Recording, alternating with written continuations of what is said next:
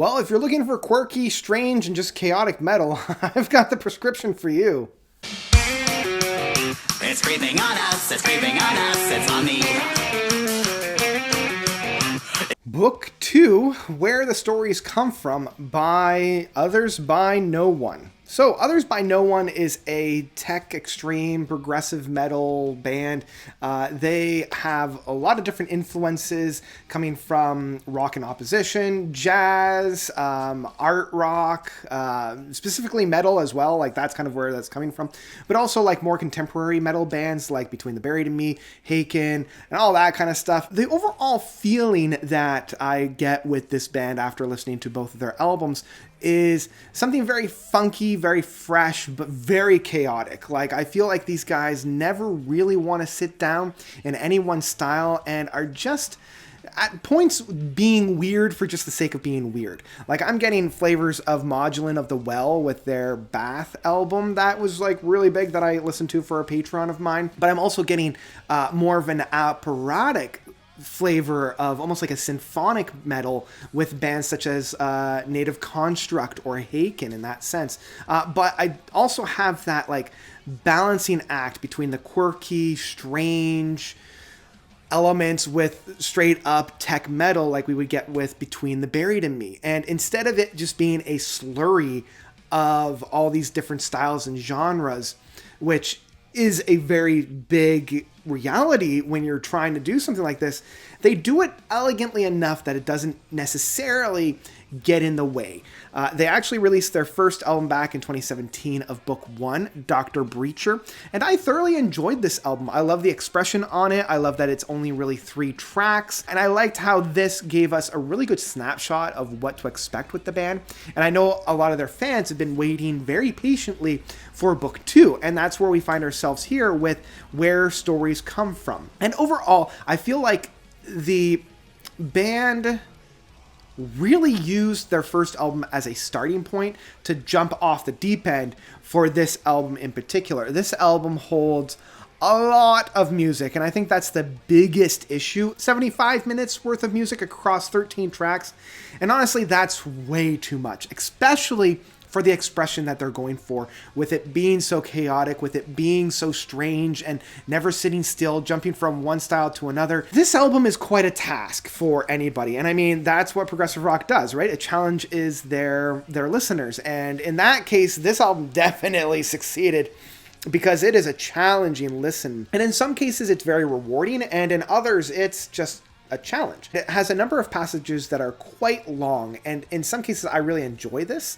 The third track of A Reverie to Quell the Giants goes through a lot of different genres and flavors. Now, luckily, the first 2 tracks of Counting Raindrops and An Artwork Clandestine does a very good job of opening the album up, and they never feel like really short tracks. They just kind of feel like quick interludes before we get into kind of the first track being The Reverie.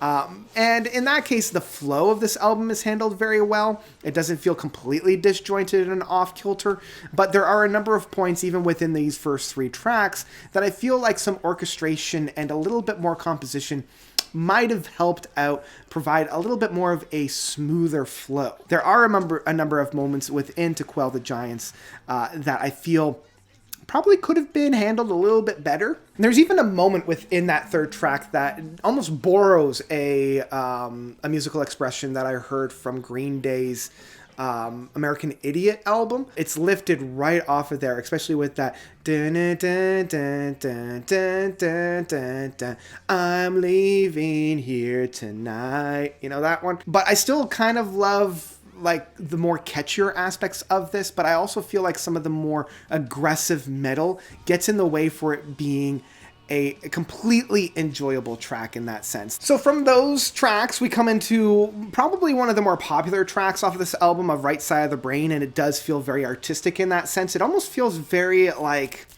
mid to late 2000s emo music, like Fall Out Boy or Panic at the Disco, where there's a lot of emotion going on in the vocal works and presentation. It feels almost like a theater track in that sense. And I like the different sounds that are going on in this. Again, very kooky, very strange. But it provides a relatively satisfying listen that then goes straight into Impassicodium. I think that's how you pronounce that one, the fifth track.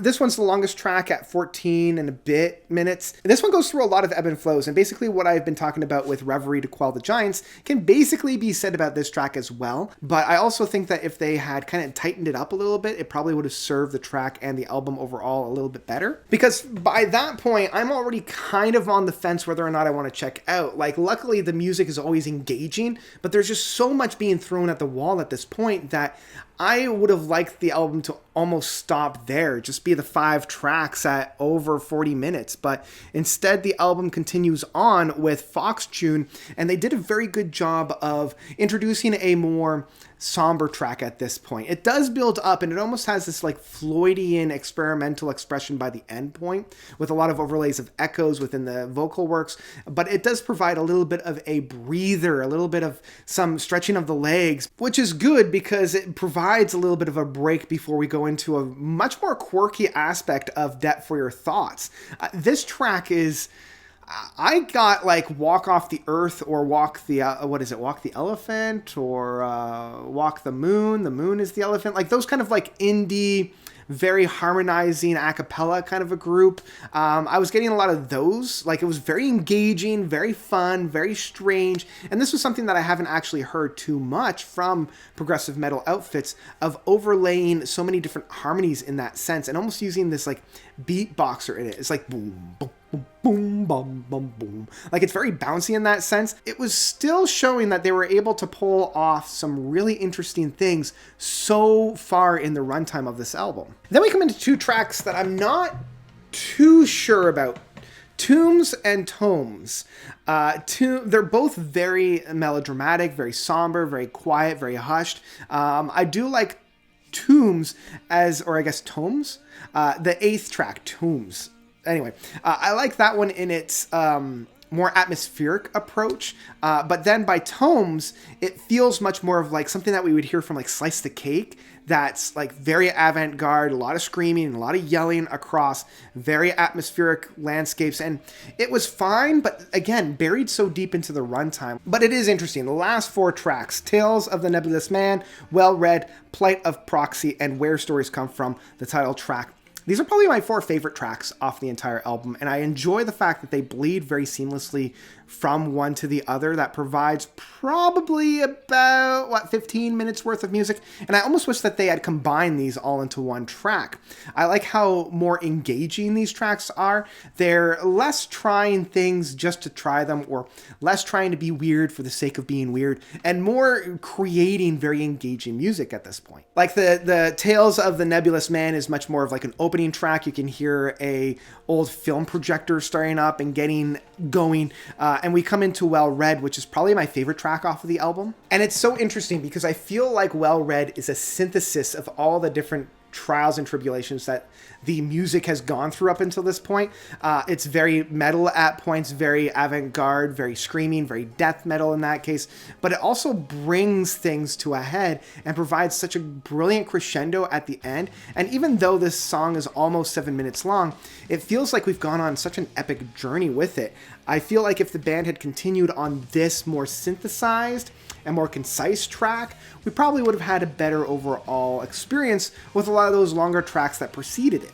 And then we come into the Plight of the Proxy, and it feels very genuine. And I know that it might sound a little strange, but I love the buildup of this track, and it feels very almost like millennial indie music, like things that I'm getting flavors of, like Arcade Fire and that sense, especially with the backing vocals doing like the millennial whoop, which I haven't heard for a couple of years. So I was just like, oh, hey, there they are again.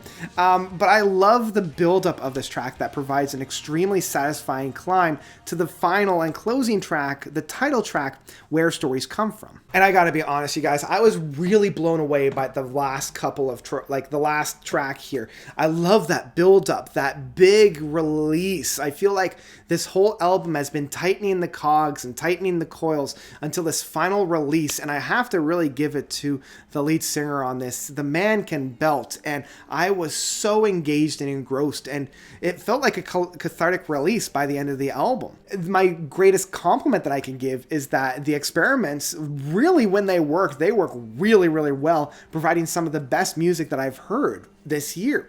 But because of so much experiment, not everything does work. There's a lot of tediousness on this album. There's a lot to get through. It's a little bit more of a slog, and it leaves me confused by the end with so many different genres being presented to me. It's interesting because I both recommend, and I also kind of put the proceed with caution on this album. I do recommend it, especially if you're into bands like Native Construct, if you're into Novena, if you're into Slice the Cake, if you're into Maudlin of the Well, if you're into that more experimental, I don't know, if you're into weird stuff, you're going to enjoy this one. But if you want more conventional metal music, you're probably going to want to pump the brakes on this one. So in the end, I will definitely say that Book 2, Where Stories Come From, by Others, by No One, is one that I would 100% download. There's enough on this album that I want to come back to it, but not enough that I want to invest in a physical format for it. So there you go. There's my whole pitch for this album that I've been getting a lot of recommendations for, and I can totally see why. I can see there being a very strong diehard fan base for this album. So where do you lie on this one? If you've heard it, let me know. If you loved it, if you hated it, if you haven't, have a listen to it, and let me know by commenting down below. And I think that's all I've got. Yeah. So thank you all so much for watching. As always, you guys are definitely the best. And until next time, notes out.